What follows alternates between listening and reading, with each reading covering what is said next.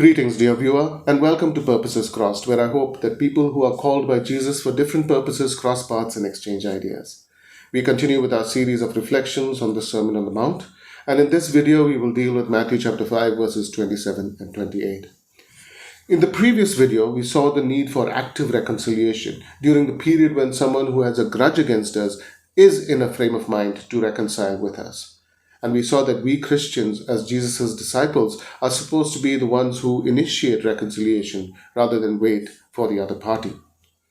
Continuing his teaching on how to relate to others, Jesus quotes the prohibition on adultery from Exodus chapter 20, verse 14. Jesus does not soften the gravity of the act of adultery.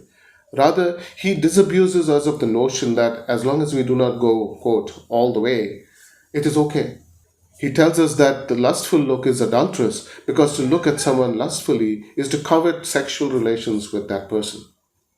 Now, surely this is too harsh. On the surface it may seem so. However, Jesus is not one to place an unbearable burden on us.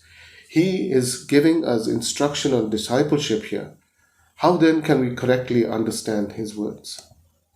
Consider this situation. I am walking down the road and I see someone who catches my eye.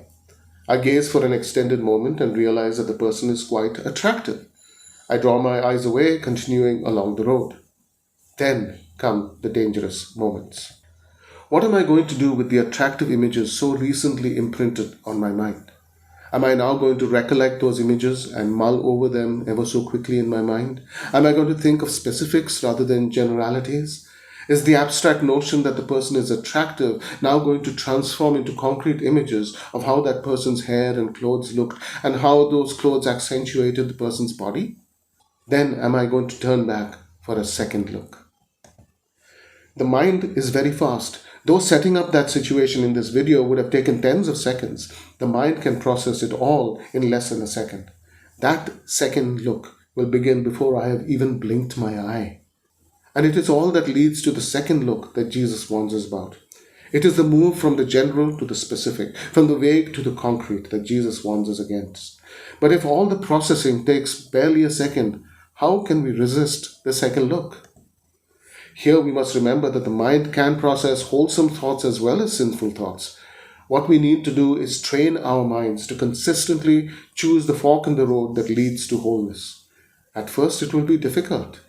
When we do choose wrongly, we should recognize our folly, repent, and reflect on the process. In this way, we will train ourselves to stretch that brief moment during which we process all the images of the first look.